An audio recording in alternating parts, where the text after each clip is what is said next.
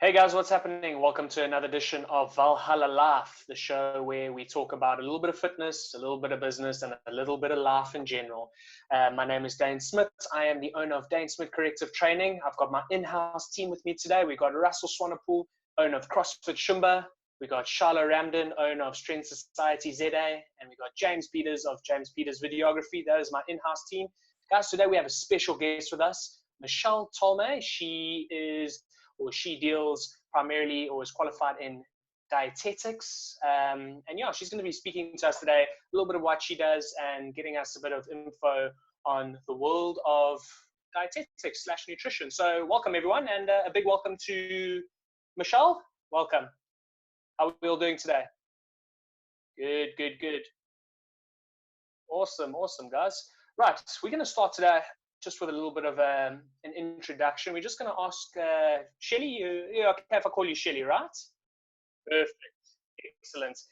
Tolly, or Shelly, I mean, guys, we quite familiar with Shelly. She trains in our gym. So Shelly, Tolly, same thing.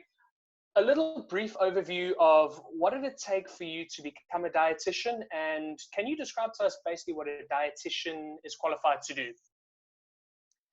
Okay, so a normal dietetic qualification is a 4-year BSc degree, but I kind of did it a little bit of a longer way around. I did a human kinetics and ergonomics and a psychology undergrad, which I did over 4 years. And then I did a postgrad in dietetics and nutrition, which is a slightly, obviously, longer way around. So it took me about 6 years to do that. And that got me my dietetics qualification. Then I still had to do a year of community service as well in the government sector.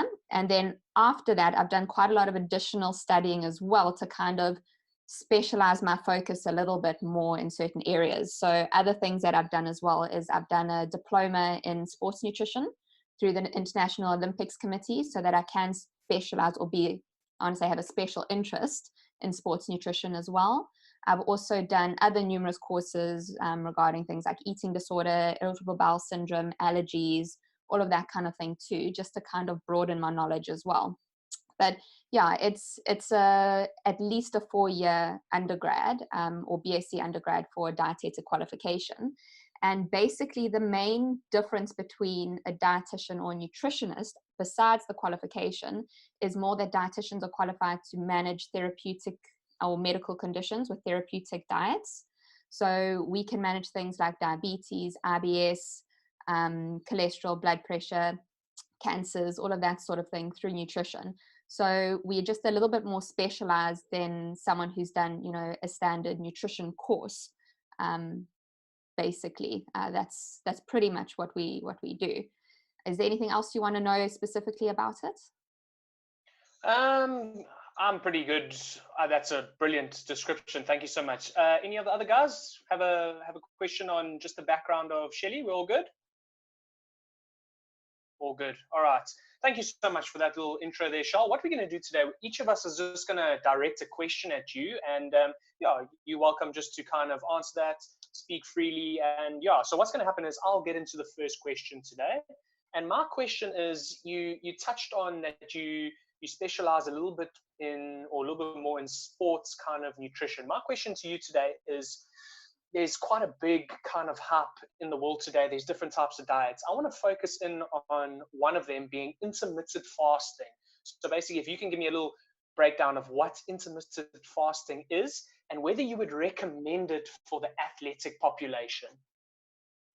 Okay, so before I answer specifically the intermittent fasting, with regards to all the different diets that come out, one thing people need to understand with it is that these diets generally come from, initial research that comes out. So, someone will, do some research in a particular area and find that there might be a potential benefits of a diet on something. So when this research comes out, often it's introduced to the public quite prematurely. So before there's been quite a big body of research done, the public are already introduced to it. And this is where, like, for instance, these diets can kind of go all over the place, and also why they tend to, change all the time, because even though the research might say that there might be some benefit, it's not necessarily proven. And then when there isn't a benefit, we change and move on to the next one. So intermittent fasting falls as one of those types of diets where it has had some research on it to say that there might be some health benefits, but there's still a lot of research that still needs to be done. So it's not something that we can always say like definitely that it's going to have a benefit or not.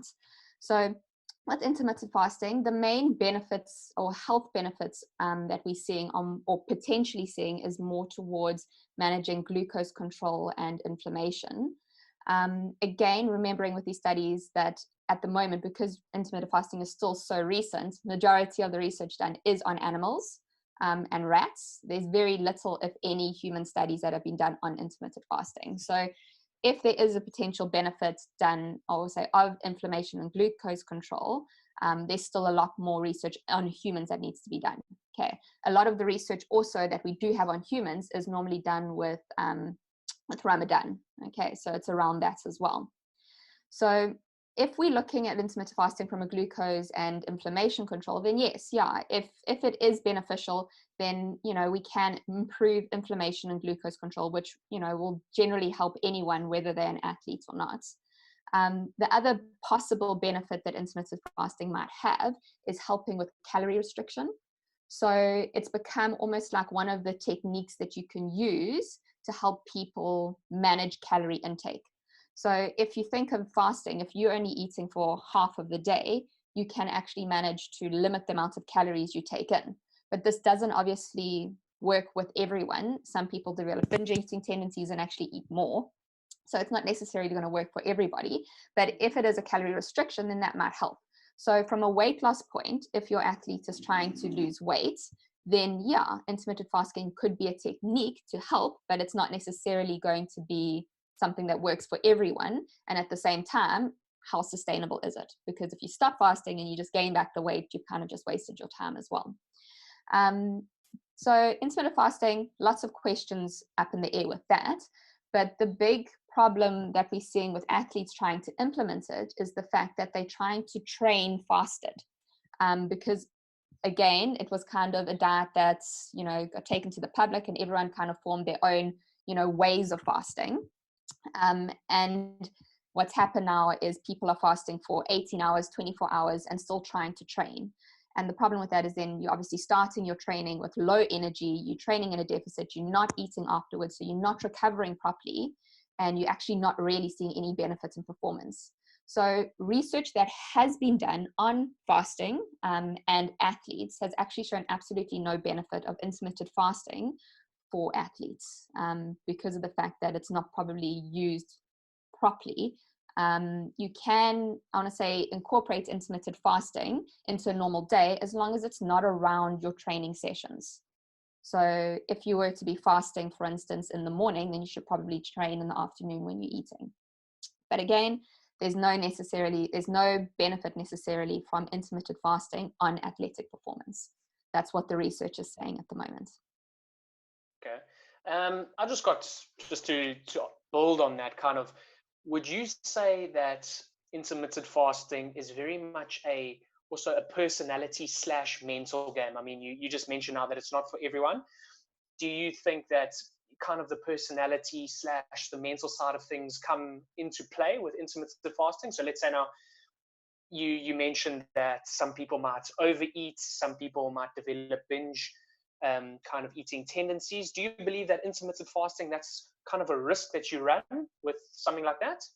Yes, definitely. We've actually seen quite a big increase in eating disorders over the last couple of years, and binge eating is one of them. And what intermittent fasting does is that it restricts energy intake. So when people do eat, they want to eat a lot of food. So people who already have those binge tendencies, it's just going to amplify it.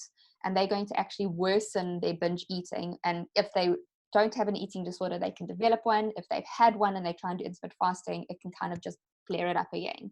So definitely it's something that for certain people, binge eating would be a problem. But then you also get people who naturally, you know, aren't really hungry in the morning, so they only really eat at 12 o'clock, 2 o'clock anyway. And those people won't really even notice a difference in terms of appetite. So certain people, it will probably work a bit. When I say work, they'll find it easier to adapt to than other people. But like I said, the sustainability of intermittent fasting, if you cannot maintain that, you're just going to gain the weight back. Yeah. Okay. Brilliant. Well, that's, I think, a really great way to kind of describe intermittent fasting. We're going to move on now. We're going to move over to Shilo, and he's going to direct a question at you. So, Shilo, take us away. Thanks, Daine. How are you, Tali? Good, thanks, and you? I'm good, thank you. From my side, I'm just going to almost carry on or pick up from where Daine left off, just with regards to athletes and specific diets. I know for me personally, a lot of athletes, people come at me with questions about keto. What is your opinion on that specific diet, and would you recommend it to a elite athlete, an athlete that's sort of almost like a weekend warrior, or just a general, day-to-day person going about their normal 9 to 5 and getting in a gym session for an hour a day? So keto is a diet that has a bit more research on it than intermittent fasting because it's been around for a little bit longer. But again, if you read any study on the keto diet and athletic performance, they'll always say more research is needed. So again, it's a little bit premature. There's still a lot we don't know about it. Whether it comes to recommending it for someone, it's completely individual as well. So it really depends on the person. It depends on the sport that they're doing. And again, it depends on their preferences and their ability to maintain a diet that is as restrictive as a keto diet. So with the keto diet, the big thing that comes in is the whole energy metabolism during exercise concept. So, we've got our anaerobic and our aerobic energy systems, which is something that you guys all know about it, but for people who don't, it's systems that we use to provide energy to the body during exercise. So sports that are predominantly anaerobic, which is where we do not use or need oxygen, anaerobic, we don't need oxygen to produce energy. Those sorts of sports normally are your more sprint, high intensity type exercise. So it will be like stop starts, where you need quick bursts of movement. Those sports, like I said, we don't need oxygen to provide energy because we can predominantly utilize glucose. Okay, so glucose, we don't need oxygen to be converted into energy. Your aerobic energy system, this is where we can use glucose or carbohydrates and fats, but the aerobic energy system needs oxygen in order to be able to produce energy. So if you are, I want to say, doing more of a low to moderate intensity type exercise where you can get sufficient oxygen in, this is where that sort of energy system will come in. Now, with that, obviously, to use fat as fuel, we need to then be exercising at a lower intensity. So any exercise or any sport where you're exercising at quite a high intensity, so intensity varies per person, but it's normally where your heart rate goes quite high. So you're going close to your more maximal heart rate, whereas your low to moderate, obviously, it's quite a bit lower. But anyone who's exercising at a high intensity will always use glucose for fuel. So your body will always change to use it. Otherwise, what will happen is your body will adapt to bring the intensity down so that you can use fat for fuel. So that's just to understand, when we use fat is lower to moderate intensity exercise versus high intensity exercise. So when we're talking about, recommending it for an athlete, the point of a keto diet is to actually allow the body to become better at utilizing fat for fuel when glucose is not available. Okay, so if you have someone who doesn't have glucose available, the point of keto diet is to be able to get the athlete to tap into those fat stores so that they can use the fuel. So it's more of an adaptive thing. So it's getting your body to adapt to that. So athletes that are doing low intensity, long endurance type exercise, who are doing a keto diet, will probably improve their body's adaptation to using fat for fuel. With that as well, if we look at the research hasn't shown any benefits of being fat adapted versus doing the same exercise, allowing or putting glucose into the body or sufficient glucose. So there's no necessarily improvement on performance, versus being more fat adapted versus providing glucose throughout the session. So it's not to say that it is going to be more beneficial or not. But the big thing with the keto diet that a lot of people, and why it's become so trendy still, and why people are still, they're seeing results with it, is because it does help a bit with weight loss, or, people are seeing weight loss. So if you do any sport that requires body weight, which is pretty much all sports, you will see an improvement in performance if you've lost weight. So if you are, for instance, doing high intensity exercise where you actually need glucose for fuel, not fat, but you've lost weight, you'll probably see an improvement. Same sort of thing with endurance. If you've lost weight with it, you'll probably see an improvement as well. And that's where a lot of the, the misconception comes in as well, where it's the keto diet that's giving the improvement, where it's actually the weight loss.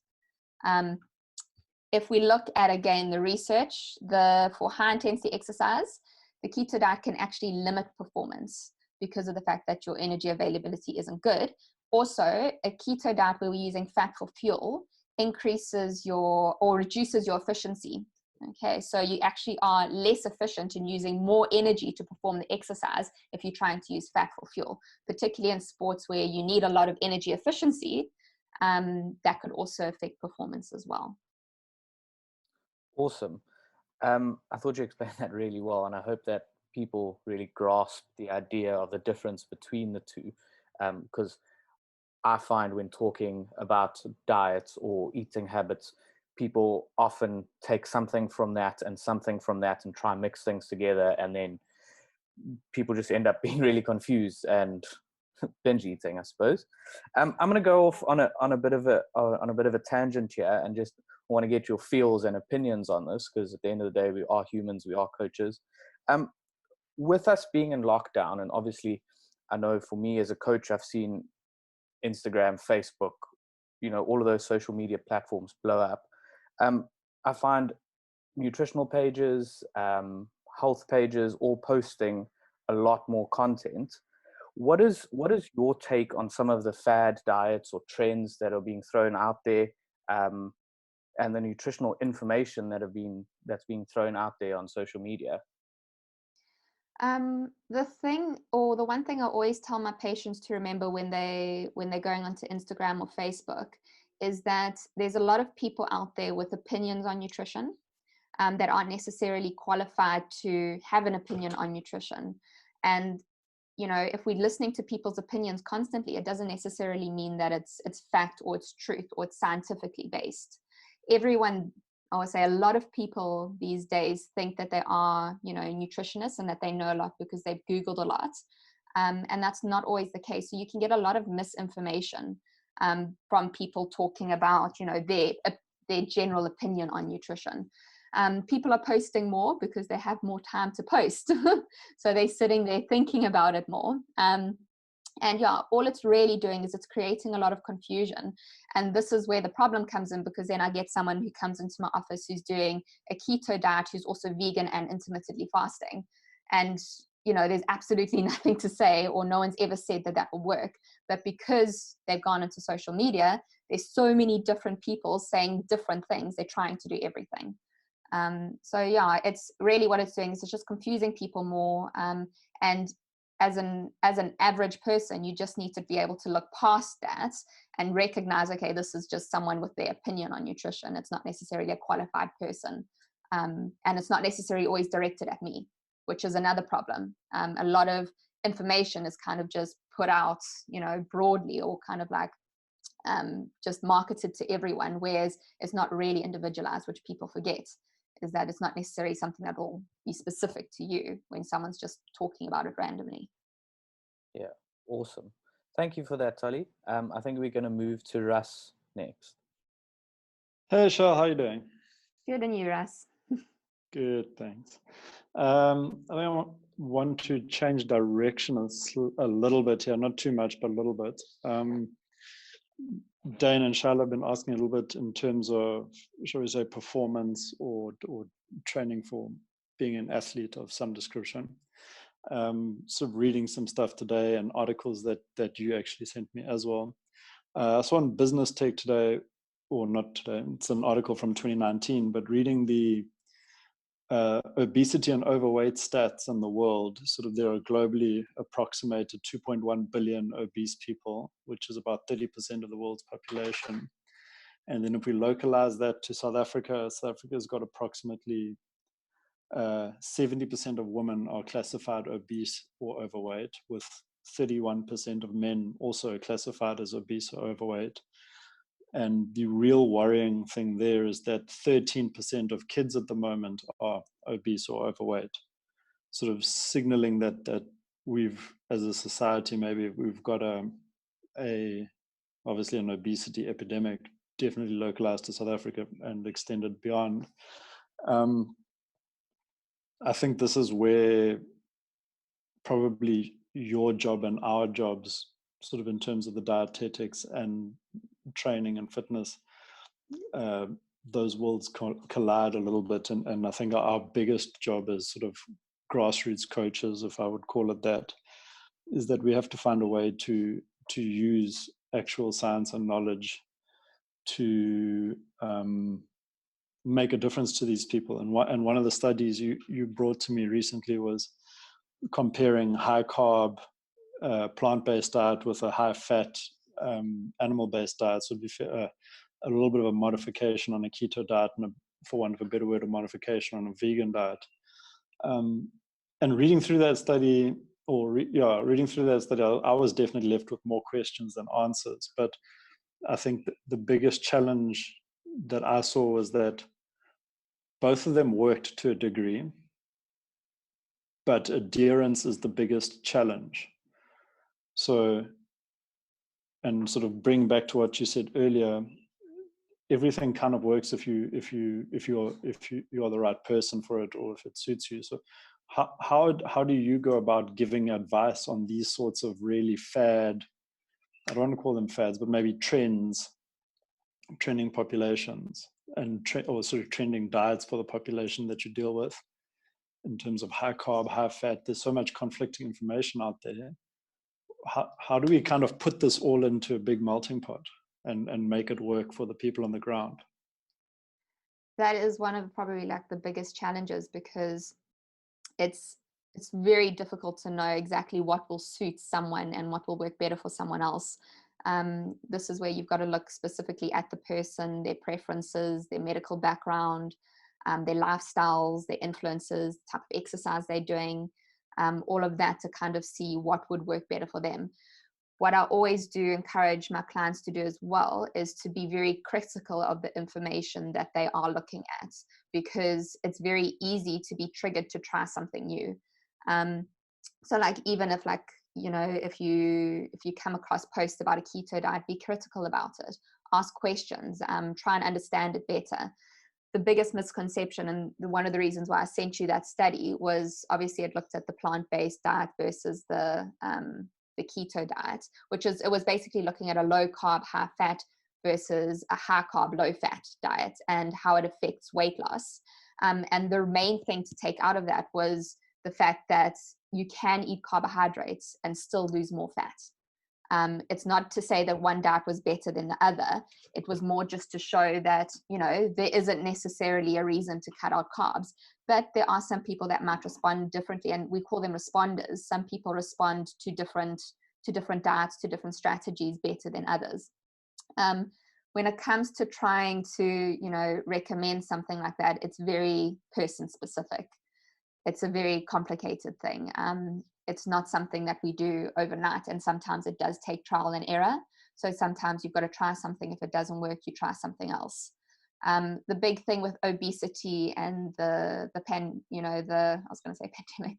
obesity and it is an epidemic. I think it's been classified as an epidemic nationally. It's the biggest problem, or I want to say there's so many influencing factors as to why, you know, we've seen such a rise in obesity. And a lot of it has to do with, you know, your convenience and processed foods, as well as your sugary drinks and beverages. That's the main thing that everyone kind of, I want to say, blames, because they tend to be your most energy dense foods. And we can take a lot in with a very short amount of time.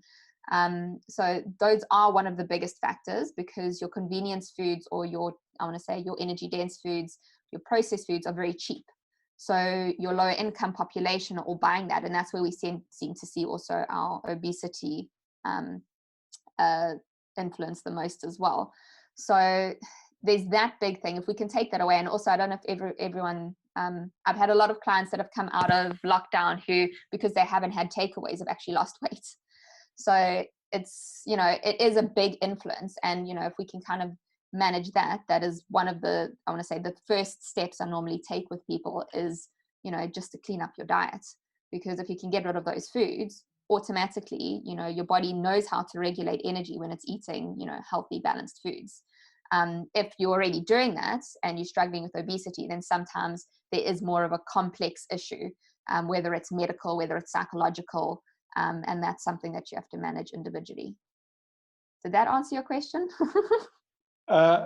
It definitely goes away to sort of affirming my opinion on it. And I think what I took away from that article is that this is definitely a complex relationship. And I think, and that's sort of, I've always been very, having spent time with working with a dietitian myself a while ago, I really appreciated very much how impactful it was on myself and the outcomes I got from it. But in terms of this specific debate and how we sort of apply it to general population, for want of a better word, I definitely, the takeaways that I got from the article is how complex the relationship is in terms of what energy intakes we have. And in doing that, I feel that that's where sort of having expert advice is incredibly valuable. The other thing that I took out was, and you did touch on it, I think, while we understand that calories, the balance between the calories that you take in and the calories that you expend ultimately determines whether or not you lose weight. The thing that I took out is that I think in this diet is, firstly, it definitely seemed that there was sort of more, shall we say, whole food as opposed to processed food used. And then the second thing is the biggest indicator as to success or failure of diet, and the researchers spoke about it, is actual adherence to the diet. I mean, these researchers basically locked this group of 20 adults in a room and gave them all the food they needed, and then after that they, you know, let them out. But adherence is key, obviously, which is difficult for your job and our job, and I think that's understatement of the year. And then quality of food. Yeah, adherence is, it definitely is, it was one of the reasons why a lot of people lose weight and then gain it back. And that's why, you know, the whole thing of, is this diet that you're doing something that you can maintain for the rest of your life or not? Because as soon as you start going back to old habits, you will ultimately gain back the weight.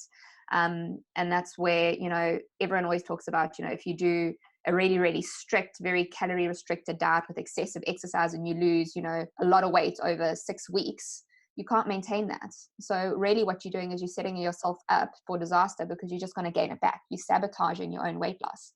So this is another reason why we promote, you know, more slower, consistent weight loss by rather making behavioral changes than necessarily, you know, trying to do it all in a very short space of time. Okay, so Michelle, I wanted to ask you, this is more obviously a little bit related to the current situation with how the world is at the moment. And if you could recommend 5 foods that would kind of help your, not, I'd say, yeah, like a little bit to boost your immunity during this period, like just 5. What would they be? Okay, this is quite a complex one, because at the end of the day, like no single nutrient is going to be able to overall improve immune function. Okay, it's like a lot of people think that vitamin C will have, you know, a massive beneficial effect, and it'll be the one thing that they take that will help to boost the immune system. It's not actually really the case. So it's very hard to say, okay, specific foods, but I'll try my best to try and limit it to, you know, specific foods. I would say, looking at how the body works, our cells have specific defense mechanisms in place in order to fight off diseases and infections and, you know, things like the virus. So what you more want to do is try and support your body to be able to do that. Now, there's a lot of individual variability as to, you know, how people's cells function. And this is where it gets quite complicated, because I am going to be giving quite broad advice where you can kind of really individualize it for people. But trying to make sure that the cells are actually, you know, rather enhanced and their function is improved, improving their basic cellular defenses, which is little things like improving the way that your body manages inflammation, it manages oxidative stress, it detoxifies, as well as methylation as well, which are all completely separate topics, but food can help to improve on these defense mechanisms. So if I'm going to choose specific foods, I'm probably going to look at things that help with inflammation. So probably like fish, which contains your omega-3s, which we know is a natural anti-inflammatory. I'm probably going to mention more than 5 foods, but just to say it's your omega-3s. Other things as well that have also been, you know, shown to be beneficial is curcumin or turmeric, and then ginger. Ginger, when it comes to boosting the immune system, actually helps with reducing inflammation. So that could be something that you could also use as well. Then the next group of foods, and not specifically type of foods, is going to be your fresh fruit and vegetables, because obviously those contain quite a wide variety of your micronutrients, specifically antioxidants, polyphenols, okay, and other components as well, which also have quite a big effect when it comes to managing oxidative stress, and then also boosting immune system as well. If I were to pinpoint a specific vegetable, it would probably be something like broccoli or broccoli sprouts. These are cruciferous veggies, which help with a lot of detoxifying in the body. So it helps to eliminate excess toxins, as well as helps to improve your oxidative stress management as well. And then also your foods that are high in beta carotene or vitamin A, so your orange fruits and vegetables, okay, which is also natural antioxidant. And then citrus, which has your vitamin C. So yeah, your fruits and vegetables, you can kind of break it down, but to be honest, the best thing with fruits and vegetables is the variety. The bigger variety that you can get, the better, because you'll be getting more nutrition in with a bigger variety of foods than if you're only eating only broccoli, for instance. Okay. Then the other types of foods that I'd also mention has to do with gut. Your gut is one of the biggest components with immunity as well, and we kind of forget about gut health. If you think about it, your gut is one of your first defenses from, I want to say, invaders, because it's kind of whatever invader or bacteria you've got has to get through the gut to get into your system. So if your gut is functioning well, you'll be better at kind of fighting off any kind of disease or infection or anything like that. So gut health is important. And when it comes to the types of foods, it will also incorporate obviously your anti-inflammatory foods, as well as your plant-based foods, your fruit and vegetables, which contain your prebiotics, but then also probiotic-rich foods, which are normally from your fermented foods. So it will be like yogurts or plain yogurts, your kefirs, your sauerkraut, all of those types of foods, which are high in your natural probiotics as well. So yeah, that's quite a broad one. And I mentioned quite a few more foods, but it's because of the fact that, you know, at the end of the day, you kind of need to eat everything. There's no one food that's going to make a difference. Of course. Going back to, obviously, I know turmeric is you know, in the Indian culture, that's quite a popular spice. It is really a spice though, isn't it? Turmeric. And, you know, I know it's used a lot in their diet, as well as actually even being applied to the skin. When it now also comes to ginger, I know, so obviously my wife is pregnant at the moment, and she's been taking that quite a bit it's good to know, because you kind of said it helps with inflammation. But I know also for Michelle, it's kind of also settled her nausea quite a bit during this period, which the nausea and the inflammation are two big things that obviously a pregnant woman has to deal with. And, you know, so obviously it's a bonus for people that obviously pregnant to kind of look at that as something to help them with what they might be dealing with. So yeah, thank you very much. Shilo, you wanted to ask another question there. Yeah, just a quick one from me, Tali. Again, going back to what people see on social media, and I think the questions Russell asked about obesity, etc., just got me thinking. How do you deal with a patient that has body dysmorphia? This is obviously the other end of the spectrum. How do you deal with a patient that has body dysmorphia and approach a patient that you know is under eating or you can see by the evidence that person is under eating, but they don't actually know it themselves. I don't know if that makes sense. Yeah, no, that makes a lot of sense. So body dysmorphia is definitely a psychological problem. So when it comes to managing body dysmorphia, that's when I would refer on to someone who would be better equipped at managing the psychological side of it. So a psychologist or a psychiatrist, because it is a psychological problem. With that, if there is someone that I see who I can see might not have been diagnosed with body dysmorphia, but I can see there definitely is, a potential that they have a problem like that, and they are under eating because they think they're a lot bigger than what they are. Normally, what I try and do is I try and get them to realize, the effect that they're having on their body, and that what they're seeing is not actually real.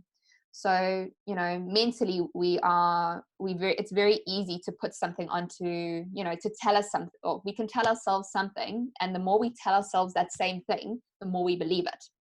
So at the same time, if you are, kind of change it around. So if someone's constantly telling themselves that they are bigger than what they are, they need to be eating less to lose weight. If you can constantly remind them of the opposite and get them to accept it and also do the same behavior, then it makes it easier for them to accept that, okay, actually, my body isn't as big as I thought it was. And if I eat more food, there actually might be more potential benefits. So particularly if I'm dealing with an athlete with that issue, first of all, you've got to get them to trust you. But when they see the difference, when they start to eat more food and they start to see the changes in their body, they start to see the changes in their energy, their mood, everything, that normally helps a lot with realizing that, okay, actually I was under eating, and when I eat more food, I actually have quite a few improvements. So it's to get the person to trust you enough to eat more food, so that they can actually see the difference in the results. But yeah, it's a massive problem at the moment, and it's getting bigger. A lot of people, because of social media and because of comparisons, a lot of people are kind of struggling with under eating, particularly with women, and now we're seeing it a lot with men as well, also thinking that they need to eat less. And it's just trying to educate them enough to know that they can be healthier. Because also, if you think of it, if you've been living in a calorie restricted diet for a very long time, what you're feeling in terms of low energy and all of that becomes normal. So you don't know any different. Yeah. So as soon as you kind of change and you challenge that normal that they're experiencing, then they actually start to feel better, and they're like, oh, okay, so that wasn't normal. So yeah, it's a challenging one, but it's definitely an importance. And would you say that you deal with more of those types of cases, or the other end of the spectrum, as Russell mentioned, with, say, obesity, etc.? To be honest, they actually come hand in hand, particularly with the psychological side. So a lot of your eating disorders, people are in bigger bodies. And it's not necessarily, I have clients who are, they are in bigger bodies and they're eating 800 calories a day. So yeah, I want to say it's a very mixed thing. And this is where, the whole eating disorder or disordered eating comes into it as well. It's not always about just calories in and out. There's a massive psychological side to all of this too. And there's a lot of research to show that under eating, so for people who cycle with diets, so constantly calorie restricting, and constantly under eating, that actually increases your risk for obesity later on in life, than if you were kind of eating a normal non-calorie restricted diet. So dieters are more prone to obesity as well. So it goes hand in hand. Yeah, very interesting. Thank you for that. That's awesome. Shelley, also, sorry, just coming back to body dysmorphia, that can kind of go two ways though, can't it? Like, you're obviously getting the people who look at themselves and say, right, I'm overweight, when maybe they're not, but you can look at other people that will look at themselves and be like, I am not big enough. I've got to keep on doing more. When you can have somebody with an outside opinion and look at them and say, look, dude, you actually look great, but they don't see themselves that way. They're like, okay, no, I got to get bigger pecs. I got to get bigger biceps, and because I know somebody who's like that. They just look at themselves, and even though they're massive in muscle, they see themselves as something completely different and say, no, that's not enough, and it's like you said there, it's now becoming almost like a psychological issue where, they've got to trust you and your professional advice and opinion about where they need to draw the line and understand, no, this is really what you are and not how you really see yourself. Yeah. And that's the hard part, is because people also sometimes don't want to see it. And they've kind of, built it up so much in their mind that they don't believe you. So it's a really, really challenging one, but we're seeing so much more of it now with social media, because people are exposed to so many, I want to say, we always want to be more. So if you are constantly looking at images of skinny people, you always want to be skinnier. You always want to look like that person in the picture. Meantime, you can't actually physically change yourself. Same sort of things with people wanting to be bigger and having more muscles. You're constantly seeing pictures of guys with big muscles and you're comparing yourself. And it's the comparison that's causing most of the problem. People wanting to change when you can't actually physically change your genetics. And also, I think something that people need to remember is that if they are looking at images, these are usually of, people that they're following who have how do I say this? Like, obviously a very well maintained, if we're looking at Instagram, a very well maintained Instagram profile where they are professionally posing themselves to look the best they can for that particular shot that's taken. So it's not essentially real, if you know what I mean. Like, they are finding the right pose because that pose works perfectly to show off X, Y, or Z. Yeah, 100%. I want to say Instagram and all those things, they're not real at all. Everything can be edited. Everyone can pose differently. Lighting can make a huge difference. And what I always tell my clients as well is when they do look at people who are, I want to say, super skinny, super lean, is to actually ask why, or try and understand that they have no idea how that person got there. So you can have someone who genetically is just blessed. So they just happen to look that way. And they haven't done anything to actually get to that particular point. And that's probably like 1% of the population. So very few people are actually like that. The rest of the people who get like that normally have to restrict something in their lives in order to be able to get there. And when you restrict something quite excessively, there's other things as well. A lot of people aren't psychologically happy. They end up with eating disorders. And that's a big problem that we're seeing in terms of eating disorders, is that a lot of these very lean, skinny people, and a lot of, I want to say, even like, for instance, a lot of your people who are posting nutritional information have an underlying eating disorder. And they are promoting all of this, and saying, oh, you should do this, you should do this. And what they're really doing is promoting their behavior, which is not healthy. I think, sorry to jump in, I think we're tiptoeing around an issue. If you know what I mean. I think the facts of the facts are, those images that you see is someone who's restricting themselves for 11 months of the year, getting professional photos done and posting those same photos for the next year while they restrict themselves to look good for the next shoot. I think we can 100%, yeah. I think I'm a bit triggered here, but I think that it's facts. And it blows my mind that people look at this and compare it without, like Shelley said, knowing what that person has been through physically, psychologically, and they've been through this emotional roller coaster with food, relationships. Because I know when I'm hungry, it affects my relationship. And I'm sure that the rest of us are the same. So yeah, I just wanted to add that in because I thought we were being very politically correct. Yeah, we're trying to be polite. Yeah. I just it's something that gets me. No, it does. And it gets me every day as well. But anyway. All right, cool. So Shelley, I've got a little bit of a more light-hearted question. I know, like I've just said, we've spoken about some very, very interesting and some kind of serious topics now. My fan question to you would be, it's a Saturday evening, you're going to a really, really nice restaurant, and the waiter comes up to you and he asks the most prevalent question I think most of us have ever heard when we kind of step into the culinary scene, and that is chicken or beef.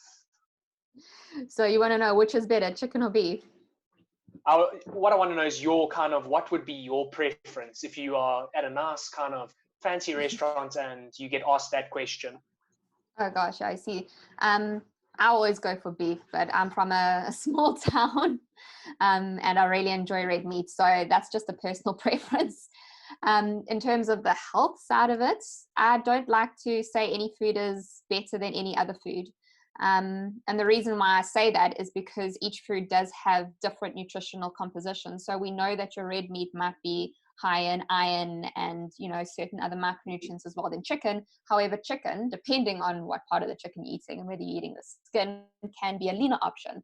So if you're looking at, for, I want to say, the health side, consider the individual. Are you someone who needs to watch saturated fat? If you do, then probably go for the chicken. If you're someone who doesn't need to watch saturated fat, then, you know, have a steak and enjoy it. Again, frequency of often eating things come in, but personally, I would definitely go for steak. Brilliant, awesome, guys. Anything that you got from your side, Shilo, JMO? I've actually got one, and I know we've covered quite a few topics, but maybe in a nutshell, plant-based nutrition for athletes. Oh, I was waiting for someone to ask this.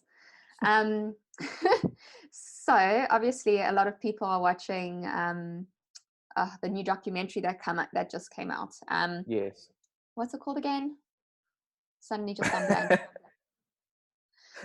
Anyway, when you have to think of it. Okay, anyway, so in terms of performance, there is, again, when it comes to research, there's nothing to say that a plant-based diet is better for an athlete than a non-plant-based diet, so eating animal foods. When it comes to a vegan or vegetarian style diet for an athlete, you've just got to watch out for certain nutritional factors because it is a diet that isn't complete.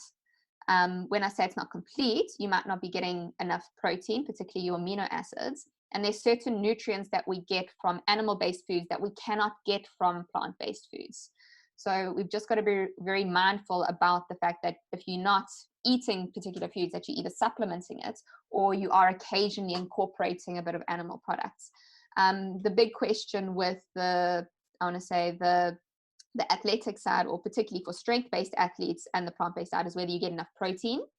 You can get sufficient protein from a plant-based diet, but you've got to be prepared to eat a lot of food. So my number one thing, if anyone wants to go on a plant-based diet and they're an athlete, is to ask them, well, are you trying to change body composition? Because if you're trying to lose weight and you're restricting your intake, chances are you're going to need to supplement protein because you're not going to be able to get enough of it. But if you're someone who isn't worrying about losing weight or, you know, worrying about composition, then, you know, eating a lot of, I want to say, your plant-based proteins like lentils and chickpeas and beans and those sorts of things, you can definitely get enough protein in, but you've just got to watch restriction. If you're restricting, you're going to end up need to supplementing. So yeah, that's pretty much my opinion with that. Excellent. Russ, man, do you have any questions on your side from the fans that you would like to direct at Shelly before we kind of wrap things up? I'm actually good, thanks. I think Charles done such an awesome job today.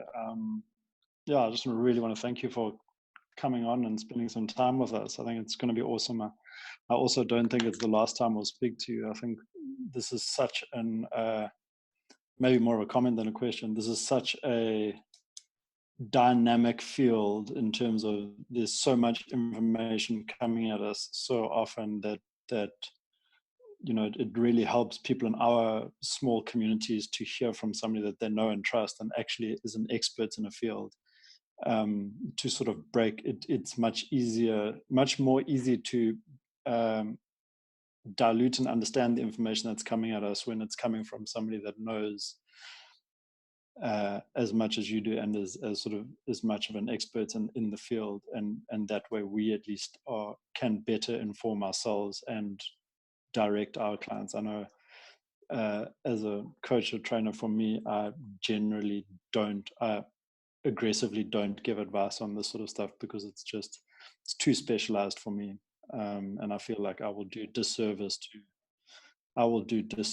to my members and anybody that I talk to if I try and even sort of give any type of information out, I think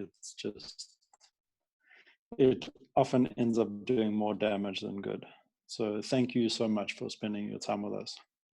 Oh, sure, it was a pleasure. Right, guys, that's all for today. Thank you for joining us here on Valhalla Life. A big thank you to Michelle Lukan / Michelle Tolme for her time, giving us some good info today. Really, really great info on the world of dietetics and some wonderful insights in how we can go about our lives, especially from today onwards. Just a big thank you to my in-house team, Russell, Shilo, JMO. You guys have been awesome today. Guys, please head over to our YouTube page, like, subscribe, comment, and we'll be back with some more great info, some new guests here on Valhalla Life. Thank you.